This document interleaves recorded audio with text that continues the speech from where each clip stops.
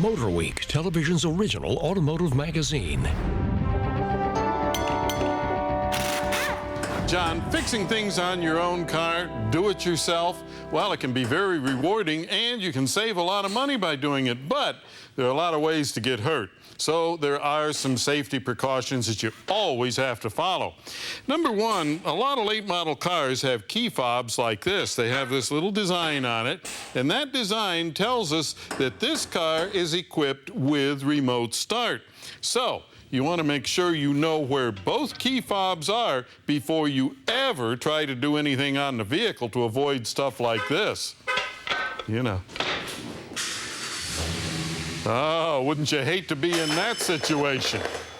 That could be incredibly dangerous, so always make sure you know where the key fobs are and that nobody can get a hold of them while you're working on the vehicle.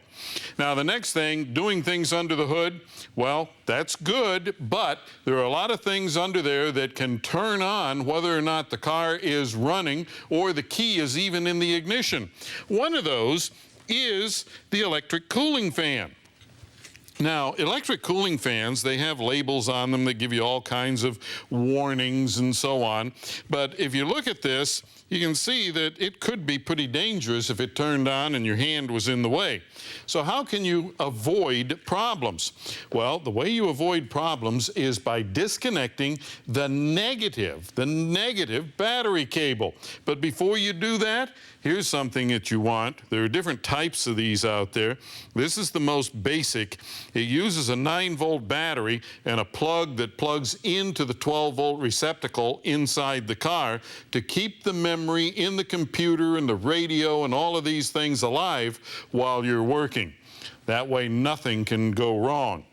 Now, you want to protect the car as well. So one of the things you always want to do is to have a good high-quality fender cover so you don't scratch the paint or anything like that. But if you look at what we have here, modern headlights, highly styled.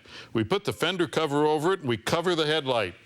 Well, when you do that, if you have a car that has automatic headlights and you're working inside, the headlights might come on.